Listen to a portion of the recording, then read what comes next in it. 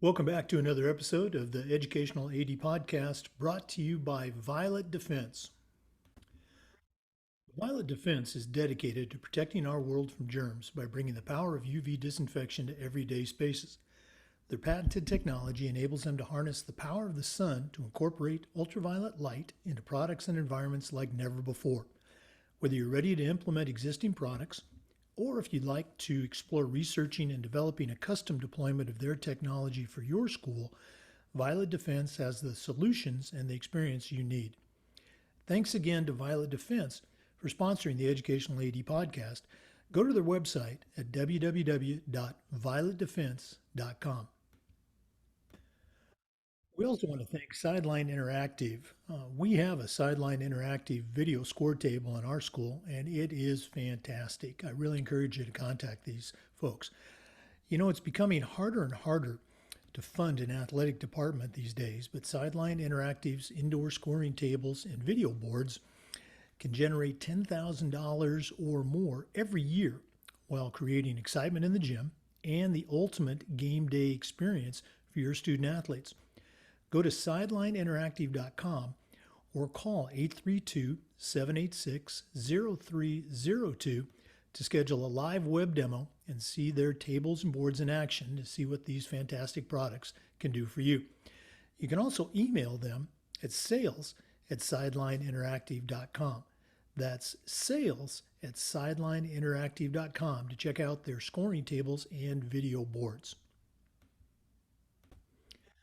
We also want to thank Wall of Fame by Vital Signs for sponsoring the Educational AD Podcast. Wall of Fame by Vital Signs has a mission to bring your school's legacy to life. They provide a variety of interactive touchscreen options, along with an extensive library of templates to make it easier than ever to recognize the athletic achievements of your students, both past and present. For ideas on how to showcase your school's diverse history and your proudest moments, visit www.vitalsignswalloffame.com, or to learn more and to get started with your digital Wall of Fame tribute, call us at 614-981-3589 or email us at sales@vitalsignswalloffame.com. That's sales@vitalsignswalloffame.com. Finally, we want to thank Athletic Services by Lifetrack for sponsoring the Athletic Director's Toolbox segment of the podcast. Athletic Surveys by Lifetrack are a quick, easy, and affordable way to collect comprehensive data that allows you to evaluate and improve your athletic program. Go to Athletic Surveys by Lifetrack also gives the 95% of the players and parents who really love your program a voice and help demonstrate the importance that a positive athletic experience has for them. Go to athleticsurveys.com and check out our testimonials, and then call us at 1-800-738-6466, or you can email at info@athleticsurveys.com to get started. Athletic Surveys by Lifetrack. Let them help you take your athletic program from good to great. We also want to thank our partners, Varsity Brands, including BSN, Varsity Spirit, and Hurt Jones, along with Hometown Ticketing, simple and easy online ticketing, for their support of the Educational AD Podcast. Welcome back, everyone, to another episode of the Educational AD Podcast. We're staying in Florida and back to Tallahassee, where I spent a few years as the athletic director at the McClay School. We're very privileged to have Dr. Megan Bunning as a guest today. She's got an incredible sports background, Division I athlete and coach, but right now she is a teaching specialist and a researcher at the Florida State University COACH Interdisciplinary Center at Florida State University. She'll tell us a little bit more about what that means. She's also got quite a resume. We don't have time to go into it, but she's a approved consultant for the U.S. Olympic Committee and Paralympic Committee in the mental performance area, which is certainly a huge topic these days. So I'm going to take a breath and say, Dr. Bunning, welcome to the podcast. Thank you. I appreciate it. Looking forward to this. Well, again, we connected. It sounds crazy nowadays, or I guess it doesn't sound crazy. We connected online, through a couple of different websites, but we've also had Dr. Tim Baghurst from the FSU COACH program on earlier. So we're excited to hear what you have to offer. So let's jump right in. We always like to let our listeners have a chance to get to know our guests. So tell us a little bit more about yourself, where you grew up, where you went to school, and how your path has brought you to Florida State. Okay, so I grew up in Greer, South Carolina. For those of you that don't know where Greer is, that's near Greenville, and started playing softball when I was about 12 years old. So I was kind of a late bloomer. I was a pitcher, and that's important because that softball has gotten me to where I am today. So went to Riverside High School and then on to the University of South Carolina, where I was a pitcher for them for 4 years. While I was at South Carolina, I got my undergraduate degree in exercise science, motor development, and decided after I finished my career at South Carolina that I was done with school and I never wanted to coach. So I went and played pro ball for a year and took my first coaching position at Florida State. In between, I had a brief stint with the British national team. I helped them reach the 2004 Olympics. So I was actually the first pitcher to ever pitch off of the pitching rubber in the Athens Stadium, Olympic Stadium. Oh, wow. Yeah, so it was a test event. It was a pretty cool experience, and something that I just look fondly back on. So came to Florida State and coached here from 2004 to 2007. And while I was here, decided to use employee tuition assistance to get my master's degree in sports psychology. And it was at that point that things kind of started to change for me, just being going through getting my master's degree, and particularly in sports psych. It started to really kind of open my eyes to a lot of things with my approach to coaching. Left and went to Coastal Carolina University, which is near Myrtle Beach, South Carolina, kind of back up close to family. Was going to bump into a second position, associate head coach role, stayed there for 2 years, and then made the jump back into the SEC, where I went to Ole Miss and coached there. That was 2009 through 2011. When my husband and I moved to Ole Miss, I had a 3-month-old little girl, our first, and coaching in the SEC is no joke, and you're gone a lot. I was the recruiting coordinator, associate head coach, and had started my doctorate degree while I was there, and decided that it was time to get out and just finish this degree.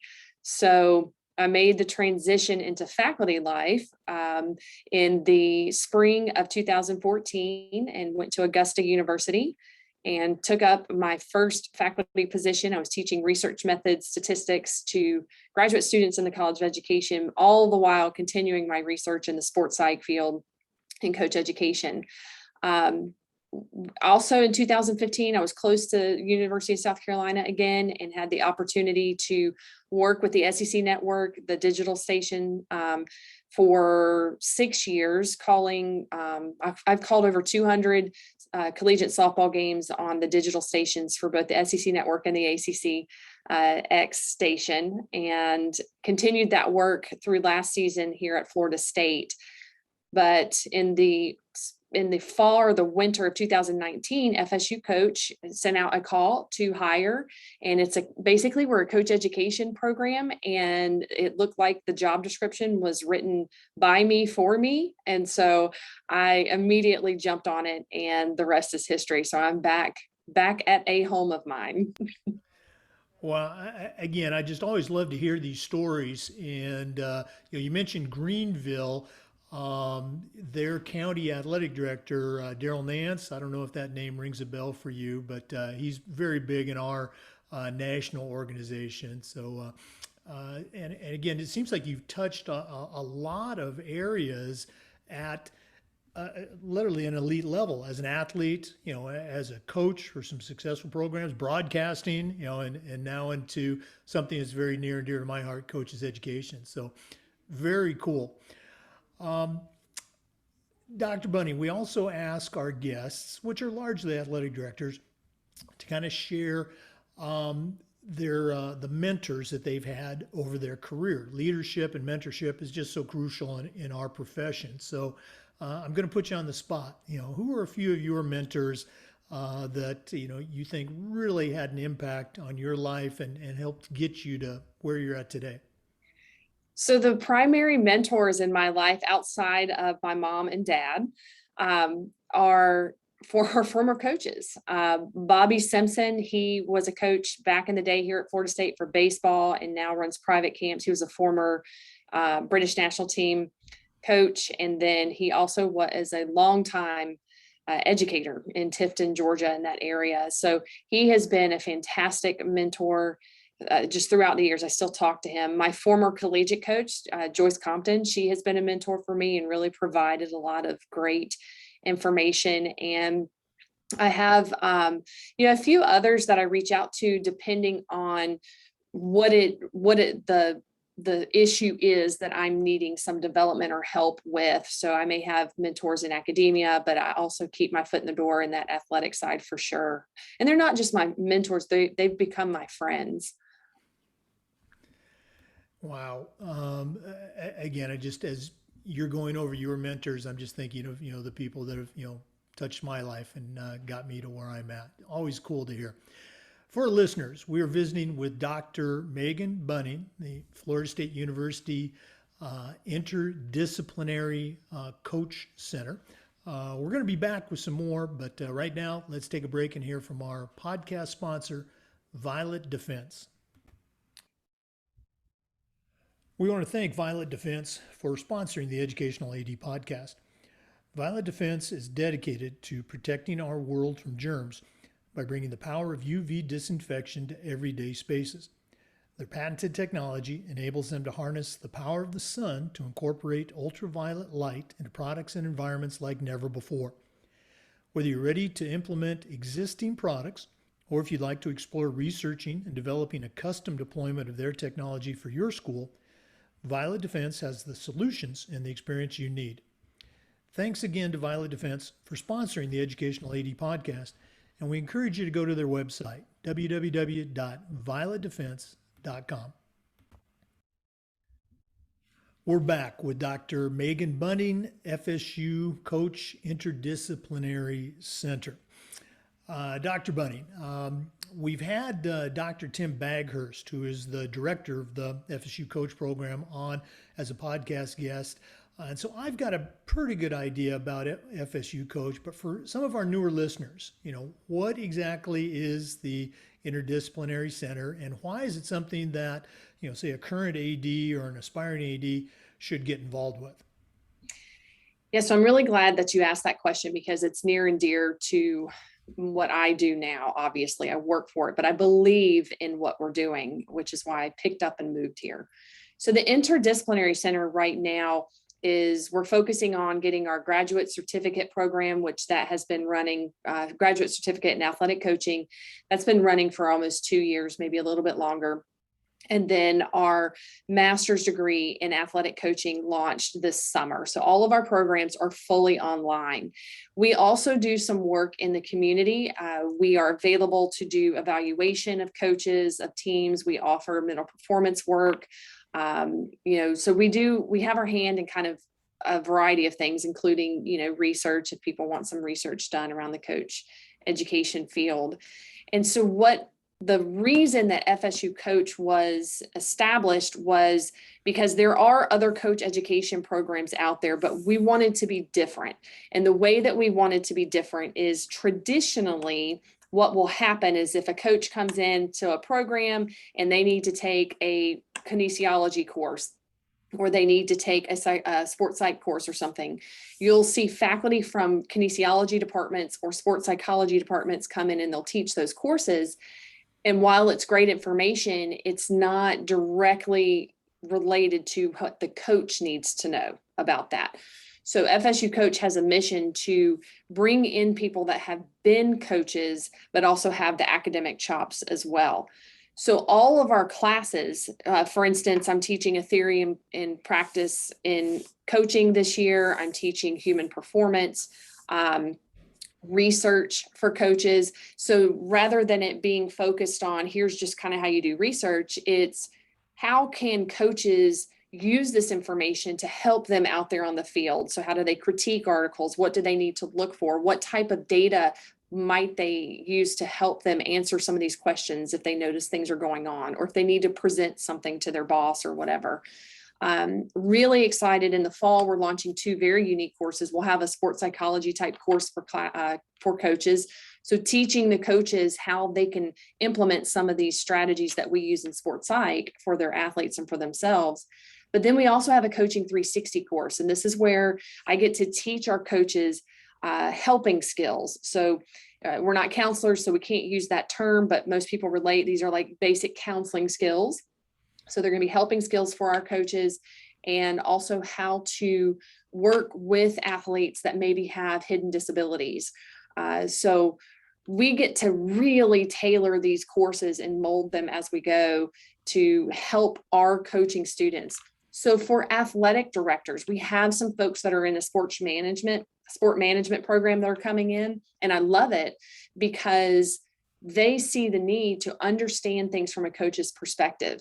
And I'll just tell these ADs out here that sometimes it's a struggle for coaches when you have an athletic director that's never coached. You've never been in the trenches, and so you don't know what it's like that these coaches are having to go through. So having administrators come into our classes, even if it's just the graduate certificate, is fantastic because their eyes get wide open and they say, I didn't realize it was like this on the ground level. So that's really what we're doing. Well, you just given me about 20 different questions I'm going to ask, and we'll do this again at the end of the interview. But if one of our listeners wants to reach out and find out more about the program, where do they go? And if they want to reach out and pick your brain a little bit, how do they get in touch with you? Can you give us those addresses right now? Sure. So my address is m.bunning, m.buning at fsu.edu. You can reach me that way. You can also follow me on Twitter and reach me that way at Dr. Bunning. I know, real creative, right? And then the director, Tim Baghurst, he's the one that really has the information about the courses and the vision for the program. His email is tbaghurst, tbaghurst at fsu.edu. All right. We're going to come back and take a little deeper dive into some of those ideas you brought up. For our listeners, we're visiting with Dr. Megan Bunning of the FSU COACH Interdisciplinary Center at Florida State University. We're coming right back, but let's hear from our other sponsor, Sideline Interactive. We want to thank Sideline Interactive for their support of the Educational AD podcast. And we actually have a Sideline Interactive video score table in our gym at my school, and it is fantastic. I really encourage you to get out and get in touch with these folks. You know, it's becoming harder and harder to fund an athletic department these days, but Sideline Interactive's indoor scoring tables and video boards can generate $10,000 or more every year while creating excitement in the gym and the ultimate game day experience for your student athletes. Go to sidelineinteractive.com or call 832-786-0302 to schedule a live web demo to see their tables and boards in action and see what these fantastic products can do for you. You can also email them at sales@sidelineinteractive.com. That's sales@sidelineinteractive.com. We're back visiting with Dr. Megan Bunning from Florida State University. Dr. Bunning, I think a lot of times research, and that's in air quotes, sometimes gets a bad name, but what are some things that you have been involved with or aware of that maybe some cutting edge science, if you will, that, an athletic director or coach who's listening should really be aware of to do a better job with their kids, coaches, and community? What are some things you can share with us? So I'm not sure that this would be considered cutting edge, rather than we know it's been out there, and for whatever reason, not much is being done around it, which is why FSU Coach is kind of in play here. But there are two big things that I would like to talk about. One is, we know that there are a large majority, and I can't remember the number off the top of my head, but a large majority of the coaches that we have working with our children and athletes are not certified or educated in sometimes any way. And so when you stop and think about that, it makes me question, we have so many people that we're putting into these positions to have direct contact with children. And why are we not vetting them? Why are we not providing the education or requiring education, at least through some kind of credentialed way, right? Every other profession does. Your teachers have to be certified, doctors, counselors, all those sorts of things. So we're in such coaches are in such a primary role and a powerful role. And we know through the research that the coach is one of the most influential people in athletes' lives. So you really have that chance to mold and shape them. And so with everything that keeps coming out in today's media world, where media is so instant access and everywhere now, I still challenge athletic directors to make sure that your coaches it's more than a background check. It's more than CPR first aid training. It's, how are you training your coaches to actually coach? And do you understand what goes into coaching? So there's research in all those kinds of different areas. The other thing that kind of shifting gears a little bit that they may see coming down the pipe is mindfulness training. And I know this happens in classrooms. So we are now training teachers to work on mindful practices, but we're also seeing a push with mindful coaching. And so that's kind of where the literature, at least in the mental performance area and coach education, is starting to go, and just how powerful mindfulness training for coaches to use themselves can be. So I would say that that's something that you can get ahead of that a little bit by going ahead and introducing your coaches to it and teaching them what it is. It's not meditation. I'm not talking about meditation. I'm talking about mindfulness, teaching them how to be present in the moment for a particular purpose.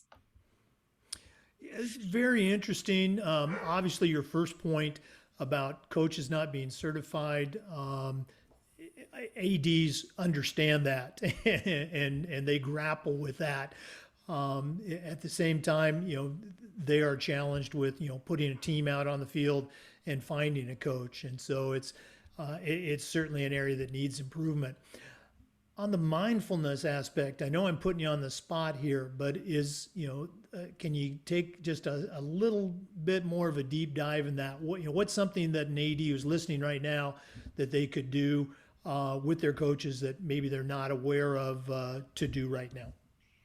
Yeah, so I'll back it up just a little bit to my own research. Prior to coming to Florida State, I was working with game officials and providing mental performance training to them. So different various strategies. And what is really coming out of my own work that is aligning with the other mindfulness coming to light is mindfulness in teaching, particularly athletes and any type of client, how to practice mindfulness is laying the foundation for all of the other mental performance work that they may be doing. So if I'm not aware that I am losing focus, then how am I going to correct that? I need to be paying attention to this conversation, and my mind is racing about things that are going on at work, at school, what this athlete's parents said, how the athlete responded, and I'm not listening to my AD in that moment, I'm not going to be able to redirect. And so that's just one example. And so working with coaches to teach them how to practice mindfulness, and that's something that has to be incorporated in daily life. Like I have to practice that in my office, right? How to practice it, what it is.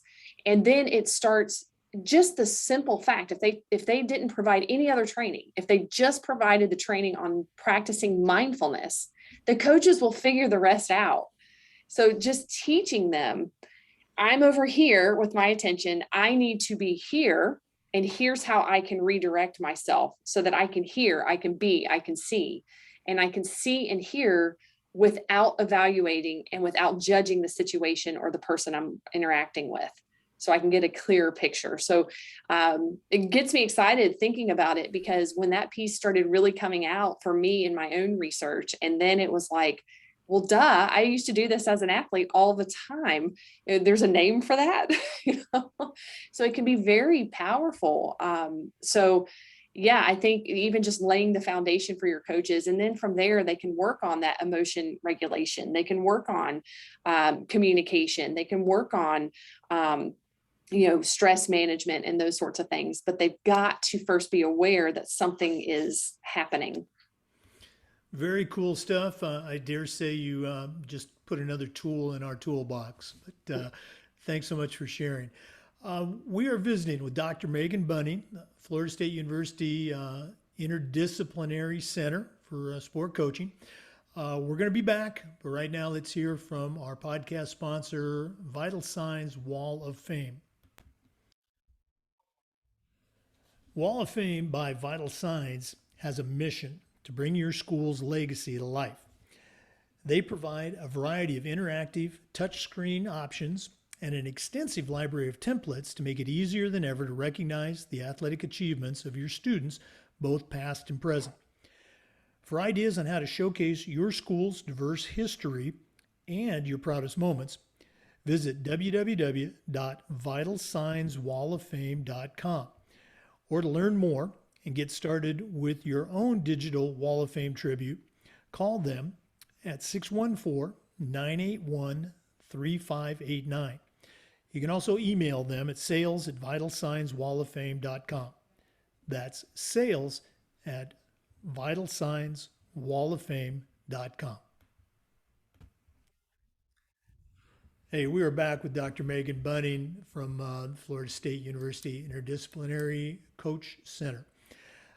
Dr. Bunning, and for our listeners, we're recording this on September 9th, so it's going to be pretty timely by the time you listen to it. The Olympics are still very fresh in my mind, and we had a great performance by the United States, particularly our women athletes, but we also saw an increased discussion and a very good discussion about this idea of social and emotional health for athletes at all levels. And so here's my question for you. How can an athletic director or a coach do a better job of balancing what might be called an old school approach? Come on, you got to be tough, you got to get back in there, alongside of being sensitive and aware of the very real emotional challenges that a Generation Z athlete, and in our case, student athlete, is experiencing. Do you have any advice for us? Yes, I don't know that your listeners are going to like what I have to say, but I'm going to say it anyway and just apologize later, but sorry, not sorry. So anytime in coaches, if you are in ADs, if you've excelled in any position, maybe you take the same approach. So anytime that I look at something and it's not gone the way that I need it to, I always look at myself first. So that's where I'm going to go.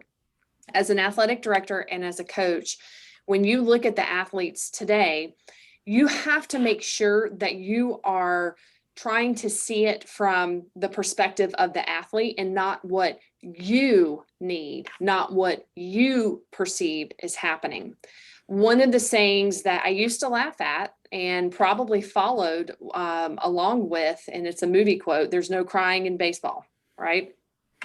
Now, because I use research, I've been in the field, and I use that to inform what I do, which is something that athletic directors and coaches can absolutely do, is go to the research.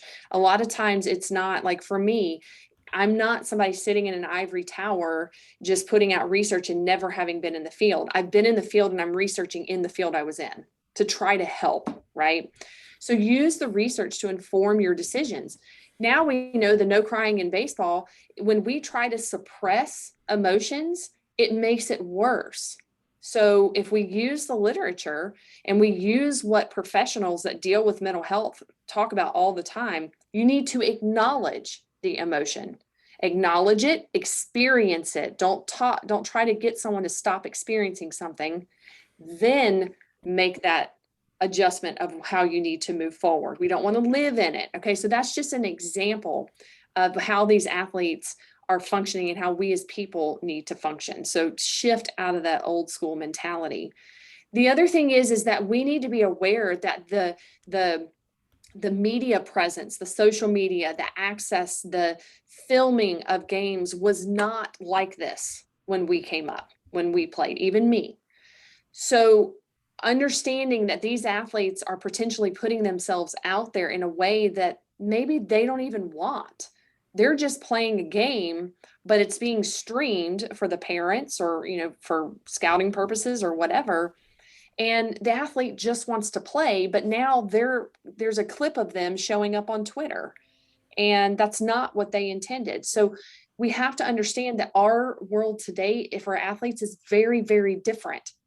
The other thing that we know from the research is that it's about perception. So, and you may think as an AD or a coach that you're coming across a certain way, you're saying a certain thing for this type of reason, but that's not how it's perceived. And so the way it's being perceived is what's important. So where's the breakdown? So all of that, when I think about that, it's just about additional training. And it's about getting in front of, we were talking about mental health, getting in front of mental health professionals who are qualified to have these conversations and letting them teach you just, warning signs. When does an athlete need to be referred to a licensed professional? Or when is this just a mental performance issue that a consultant like myself can help with, or that the coach can help with? So what are those warning signs? How can you equip your coaches, athletic directors? How can you equip your coaches with training to better understand that perspective? And I'm sorry, but it does. It takes some training. It takes education. So that's the response that may be unpopular for some of you, but I'm just going to hit it with you. That's where it's at. No, I think you're spot on. The generational differences, certainly even, from me to you and you, the current generation, obviously there's different challenges out there. So I really do appreciate you sharing that. And again, we're going to tell our listeners how to get in touch with you to get more information. We're visiting with Dr. Megan Bunning. We're going to be coming back, but right now we're going to hear from Athletic Surveys by Lifetrack, who are the sponsors of the Athletic Director's Toolbox. We're going to give Dr. Bunning a chance to add to that toolbox here in just a minute. So stay with us. We really do want to thank Athletic Surveys by Lifetrack for sponsoring the Athletic Director's Toolbox segment of our podcast.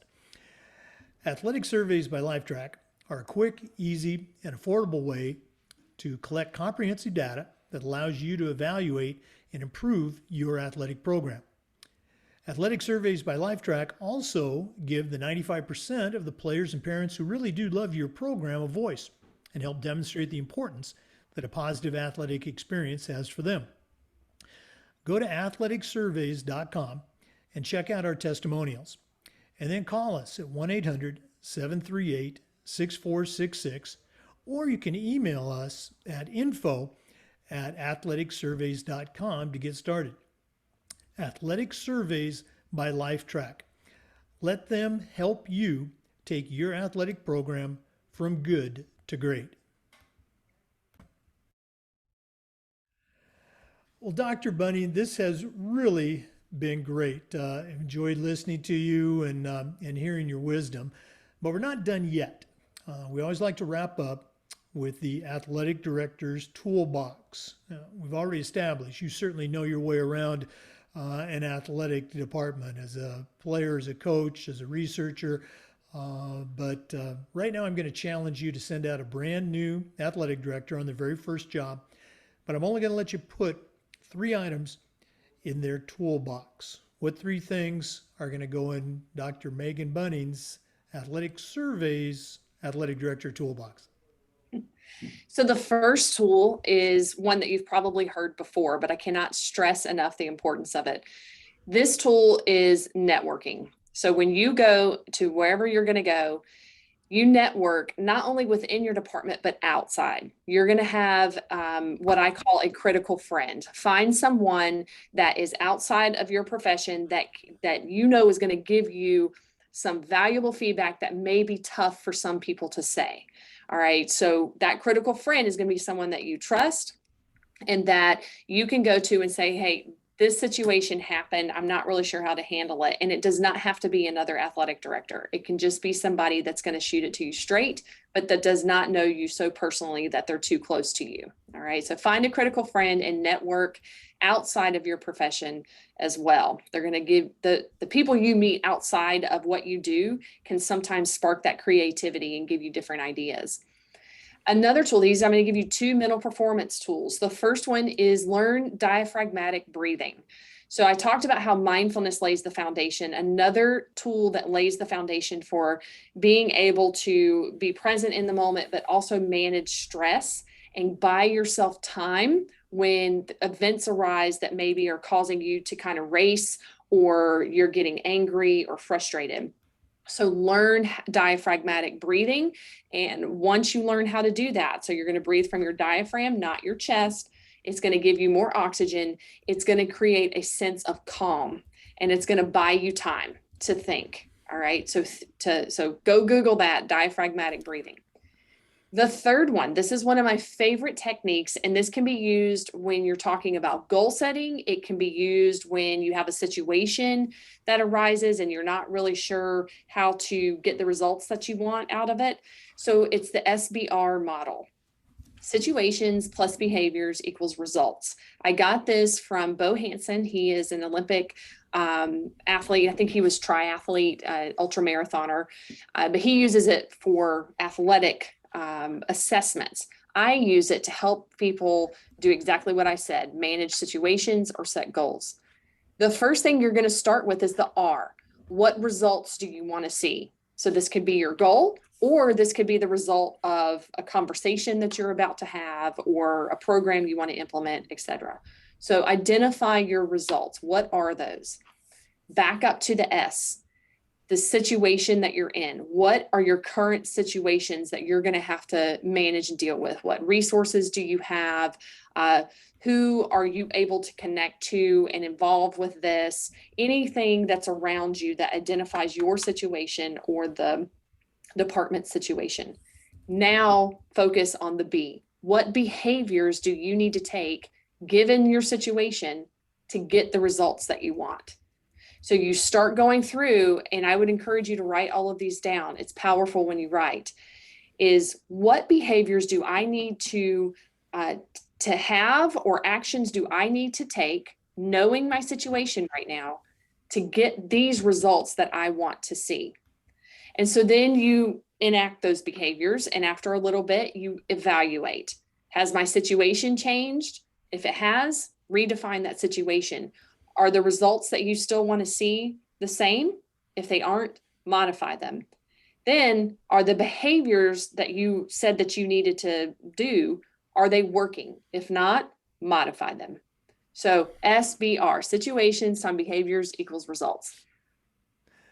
You probably noticed me madly scribbling all that down. Your networking, you're right. That's actually our number one tool from our book. But the diaphragmatic breathing and the SBR model, very cool. And I'm definitely going to be following up on that.